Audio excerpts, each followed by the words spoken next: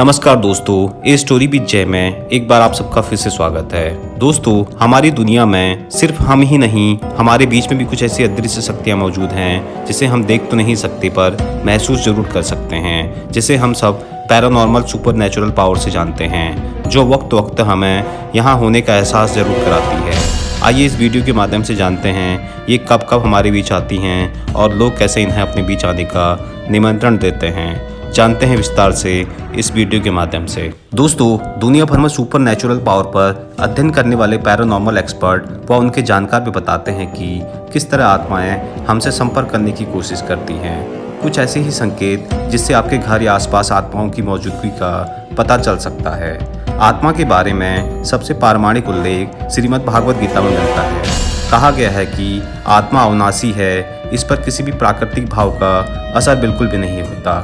हिंदू धर्म की मान्यताओं के अनुसार गरुड़ पुराण में मृत्यु के पहले और बाद की स्थिति के बारे में बताया गया है, इसलिए यह पुराण मृतक को सुनाया जाता है। गरुड़ पुराण के अनुसार 13 दिन तक मृतक अपनों के बीच में रहता है। इस दौरान गरुड़ पुराण का पाठ रखने से वह स्वर्ग नरक की गति, सदगति, अधोगति, दुर्गति आदि तरह की गतियों के बारे में भली भांति जान लेता है। आत्मा पर किसी भी प्रकार की चीजें असर नहीं करती। आत्मा का एक भी स्वाभाविक गुण है जिसे वो अपने में ढाल लेती है। स्वाभाविक रूप से प्रसार करना और ईश्वर में विलीन होना ही आत्मा का एक मेन बिंदु है। दोस्तों, अदृश्य शक्तियों के बारे में कई शास्त्रों में उल्लेख मिलता है कि आत्माएं दो तरह की होती हैं, एक तो अच्छी और दूसरी बहुत बुरी। दोस्तों, ये आत्माएं जिस प्रकार किसी पर प्रसन्न हो जाए या उन्हें कोई अपने वश में कर ले तो वो उनकी हर एक इच्छाएं पूरी करती हैं। तंत्र शास्त्र के अनुसार कुछ तांत्रिक प्रयोग करके इन आत्माओं से भी संपर्क करते हैं। तंत्र शास्त्र यानी काली विद्या में प्रांगत लोग जैसे सिद्ध योगी, अघोरी, तांत्रिक आदि से आदि कठिन साधना करके ऐसा करने में सक्षम हो पाते हैं। तंत्र के जानकार कहते हैं कि आत्माएं दो तरह की होती हैं और अलग अलग तरीके से उनसे संपर्क हो सकता है। एक तो विशेष मंत्रों की घोर साधना करके या फिर आत्माएं स्वयं ही किसी से संपर्क कर ले। दोस्तों, कुछ आत्माएं तो बहुत अच्छी होती हैं जो बिना कहे किसी नेक इंसान की मदद तो करती हैं, वहीं दूसरी बुरी आत्माओं को वश में करके उनसे अच्छे और बुरे कार्य भी करवाए जा सकते हैं। दोस्तों, अलग अलग धर्मों के हिसाब व उनके रीति रिवाजों से भी लोग आत्माओं से संपर्क करते हैं। इन सब तरीके भले ही अलग हो पर सब क्रिया का मकसद सिर्फ एक होता है और वो होता है आत्माओं को जानना या उनसे कुछ काम निकालना। जैसे पश्चिमी देशों में आत्माओं से बात करने के लिए एक प्लास्टिक के बोर्ड पर 1 से 9 नंबर के अंक और ए से जेड लिखा होता है। उस पर ओइजा बोर्ड का इस्तेमाल किया जाता है। दरअसल यह एक दिल के आकार का दिखने वाला लकड़ी का टुकड़ा होता है। इसको व्यवस्थित करने के बाद आत्मा का ध्यान लगाकर शांति से बैठना होता है। ऐसा माना जाता है कि जब बुलाने पर आत्मा आती है तो बोर्ड में कुछ हरकतें होने लगती हैं। अक्षरों से भी मिलता है संकेत। आत्माओं से बात करने के लिए एक साधन है प्लेन चिट, जिसका आविष्कार इंग्लैंड के पैरानॉर्मल एक्सपर्ट चैट स्मिथ ने किया था। इसमें माइक्रो के बोर्ड को ए से जेड तक और 0 से 9 तक अंक लिखे होते हैं। इसके ऊपर एक धातु की कटोरी रखकर 4 लोग हल्की उंगली से दबाकर रखते हैं। फिर आत्मा को बुलाया जाता है और जब ये कटोरी अपने आप चलने लगती है तो माना जाता है कि आत्मा आपसे बात करने के लिए तैयार है। और दोस्तों, प्रश्न पूछने पर कटोरी अलग अलग अक्षरों पर जाकर संकेत में उत्तर देती है। यह तरीका कितना सही है और इसमें क्या सच्चाई है यह प्रमाणिक तौर पर हम नहीं कह सकते, फिर भी इन्हें लोग आज भी उपाय के तौर पर अपने कार्यों में लाते हैं। दोस्तों, दूसरे उपाय में ऐसा माना जाता है कि वशीकरण से भी आत्माओं को बुलाया जा सकता है। ऐसा भी माना जाता है कि चेतन या होश में आत्माओं से बात करना थोड़ा मुश्किल सा काम है, लेकिन किसी को वश में करने के बाद यानी हिप्नोटाइज करने के बाद आत्माओं से बात की जा सकती है। फिर आत्माओं से संपर्क होने के बाद वह व्यक्ति उनसे अपने प्रश्न पूछ सकता है।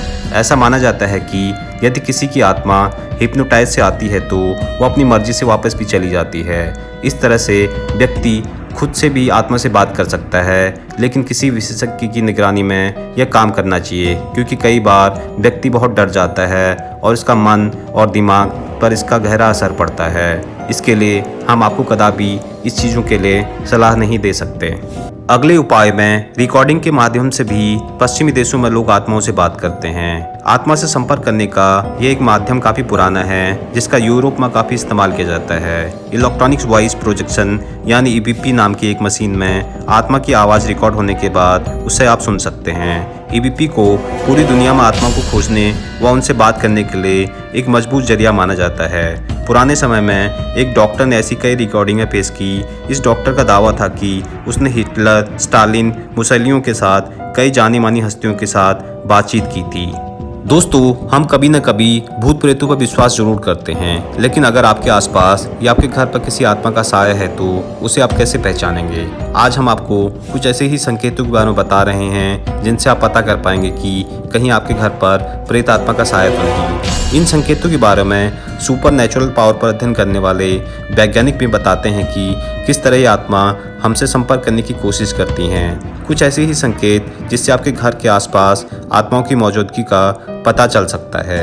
कई बार ऐसा होता है कि किसी के परफ्यूम न लगाने के बाद भी अचानक आपको किसी तरह की खुशबू आने लगती है। अगर ऐसा है तो हो सकता है आपके पास कोई आत्मा गुजरी हो। अक्सर आत्माओं के आसपास होने से सुगंध या दुर्गंध होने का हमें आभास जरूर होता है। दोस्तों, अक्सर लोगों का ये कहना होता है कि उनके घर में अचानक ही दरवाजे जोर के झटके के साथ बंद हो जाते हैं, जिसके बारे में लोगों को लगता है कि ऐसा हवा की वजह से हुआ है।